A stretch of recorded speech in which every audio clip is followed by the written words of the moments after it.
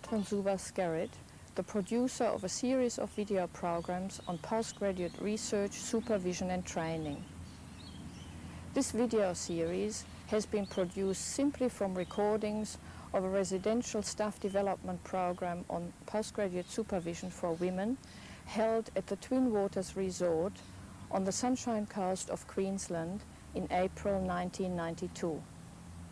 The aim of this series is to provide supervisors and postgraduate students with resources to understand and improve postgraduate studies in their department or institution. The topic really for this 1.5 hours is supervision, expectations and standards. And when we're talking about expectations, there are really three groups. And they are the students who have expectations for their higher degree studies, the supervisors and the university. And then there's standards, and we can ask, do the new students know anything about standards? Do they know the difference between an honors project and a PhD? I would say that most students really need a lot of guidance. And then we have the supervisors, and I have a question there, because for many supervisors, their main experience has been their own thesis. And this feeling of what is the difference between a Master of Science thesis or a Master of Arts thesis by research and a PhD, this difference is not clear to very many people. And a few years ago, when I started looking at statistics, it was quite clear that the research masters in science and arts took nearly as long as a PhD, which meant that really supervisors did not know about the scope of a thesis which was appropriate for either, and were able to say to students, it's enough, write up, bring it all together. It's a very, very difficult area, and we'll get into that. And then, of course, the university and the university system is very concerned about standards. And it is a little bit like with quality in the present debate. No one wants to define it, but everyone knows what it is when they see it. And so people are, nearly by a sort of holistic judgment, can be quite sure this is not a PhD thesis, or yes, it is. But actually helping the student to realize that too is something which most people haven't learned. And the universities are not helping. If you look in the university calendar, and it is in your handouts, in your folder, what they say there about a PhD doesn't help you at all. It does say something about originality, but they say hardly anything else which is a guideline to you. And I think one of the worst things, and all of the universities, I think, are guilty there, is that the universities do not tell their supervisors or their students on what criteria they're going to be examined on. So the examiners are invited to comment on originality. We've always known about that.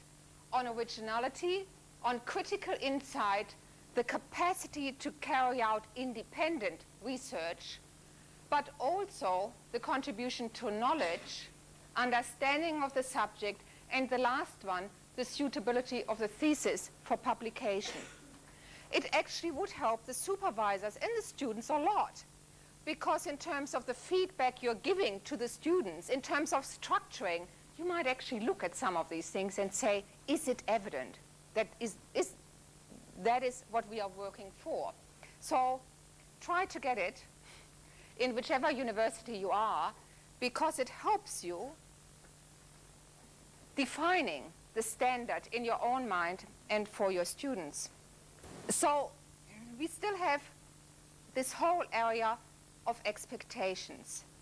And I think it is very important that the expectations are clarified.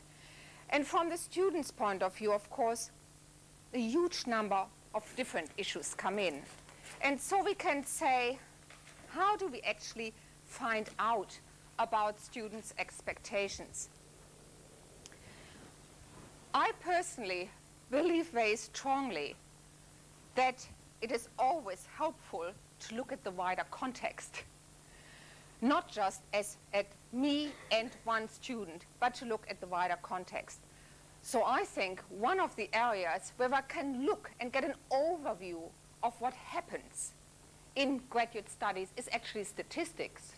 And the university statistics are a really interesting source for you, because you can look how many full-time, how many part-time, how many overseas students, how many Australian students, how long is the completion time, what is the dropout rate. It's a wealth of information for you, which puts your own supervision into some context. And I think if you want to get an overview, it helps. But there are also quite a number of national inquiries which have looked at completion and dropout rates and factors assisting students. Let me show you some statistics, because I think, as I said, they are important, again, for providing this context and then coming down to your students. Now, this is a profile of successful PhD students as per an AVCC study, which was published not very long ago. And they looked at the completions between 1983 and 88. And if you think that a lot of you are missing, you're right. There's very good reason why the completion rates in these science-based areas are better than humanities and social sciences. They have something to do with the structure, with the amount of supervision, with the independence of the researcher, and we are getting to that later. So we've got this area, but we also have males, and of course a lot of the males are in this area, as we well know. We have enrolled full-time and younger students, and again, this is nearly a cluster. It's a typical school leaver going on, doing an honors degree, and going on into a PhD program in one of these areas. But also students on scholarships, overseas students who've got to finish in a particular time because the money runs out. And I think this is a very important area for us. Yesterday in one of the groups, we'd also talked about people coming from a more non-traditional background, and many women starting later and not having gone through a normal honors degree, but actually through a past degree and then having acquired experience on the way. The honors degree and the master research are focusing on research training in an acceptable way within the university, so that those people who are done that have been socialized to some extent in how the universities work in higher degree studies. And so this would be one of the reasons. The unsuccessful, or the students who actually discontinue, are not the complete opposite. We've got here art, social sciences, education. Science also has a high dropout rate because it's a huge area, of course, so biological science more, and health.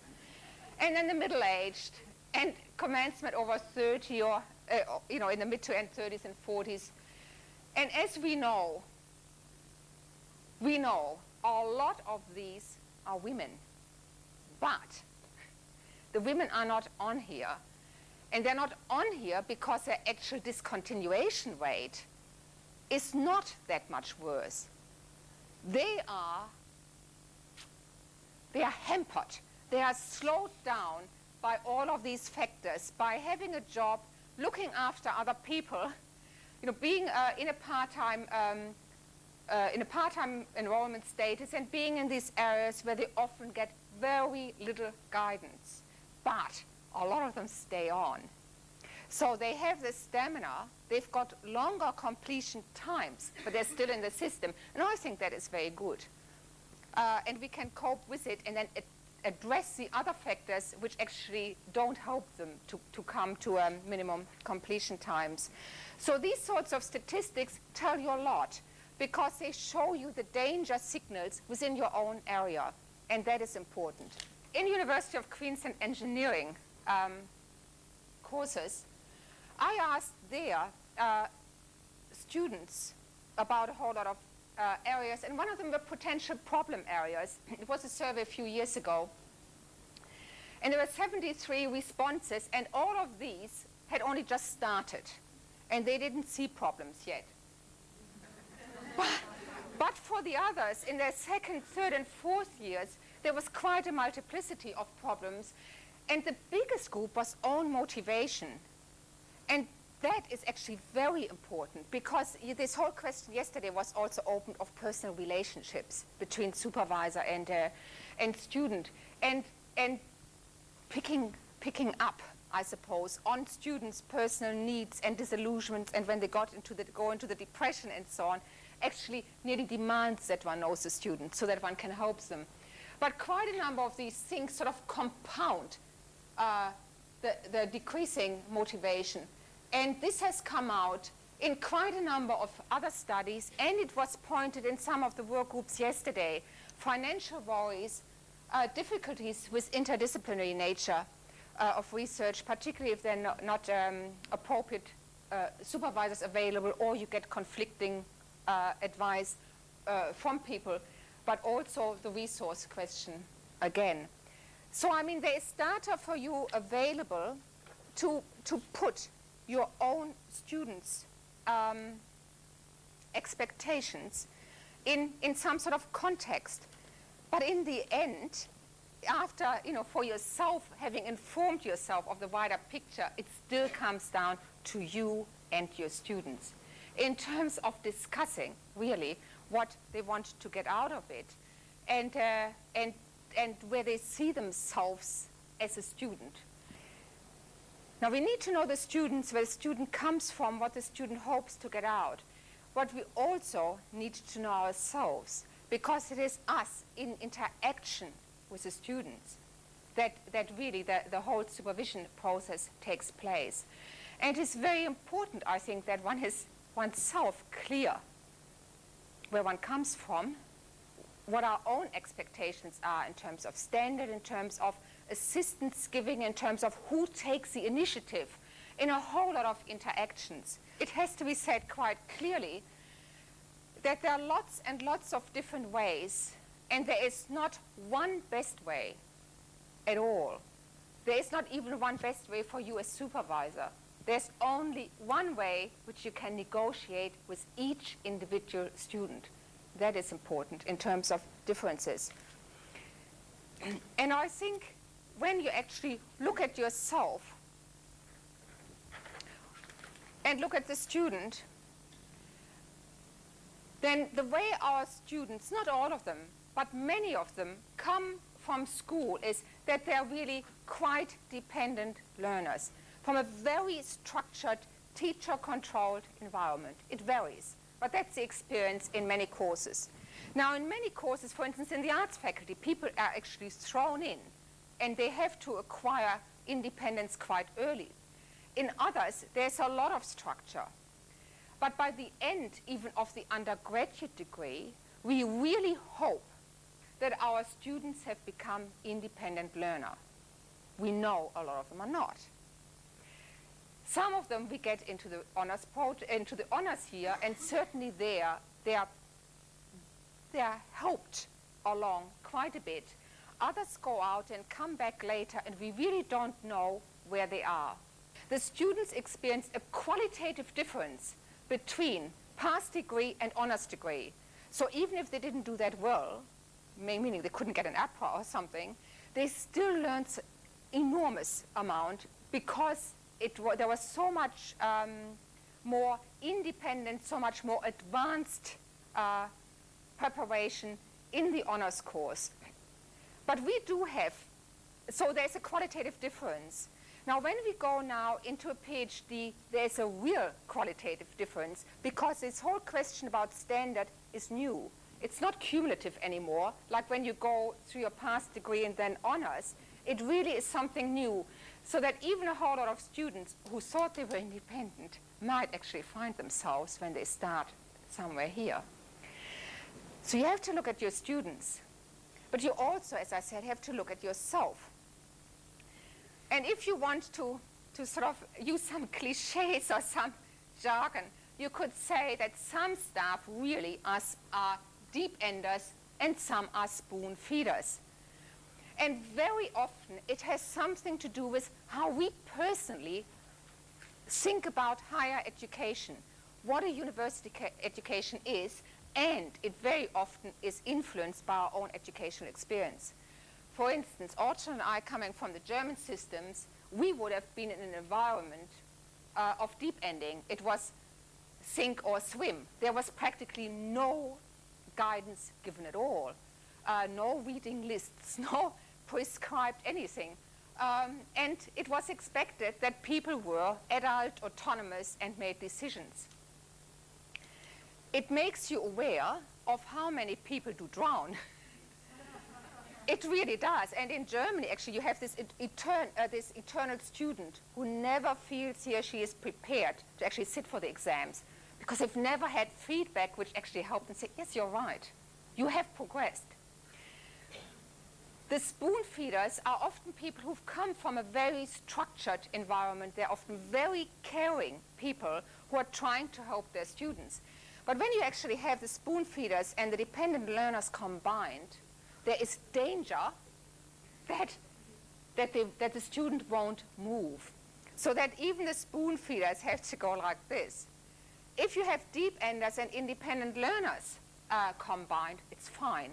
And you actually see quite often supervisor-student relationships where they meet once in a while to discuss, but basically are happy to just let each other go along. If you have a deep ender and a dependent learner, that is a very dangerous situation because a lot of the staff in this area will look at a person wanting help as not having the ability to actually fulfill it. Whereas it is a momentary security, and that's where women need a lot of encouragement. Not that they are not independent, but there's often a lack of confidence. And there's quite a bit of research literature on that, where we are not looking at ability, but actually confidence to do something, which is often because there hasn't been enough feedback and encouragement and saying, yes, you go on, of course you go on to honors. I mean, what else? Or have you considered a research career? So that if staff feel that anyone who asks for advice really hasn't got the ability, then this student is in trouble and a lot of talent will be lost. In the surveys which I've seen, because there are some surveys which have been done where, what do the students want? And this is one from the University of New South Wales, quite a number of years ago too, like in the 80s. And you can see that people always wanted more. I mean, like a third wanted more. Now, I think that survey or the Queensland survey or the other surveys in Australia haven't looked at, do they want less? But one of the British studies I've seen, I think it was something like 3% or 3 people. It was a minute group of people who wanted less structure, less direction. And quite often, I think, see, if you are a very independent person starting a PhD, I think you also have the experience to actually stay clear of staff who are going to put their framework onto you. And so that happens a lot less.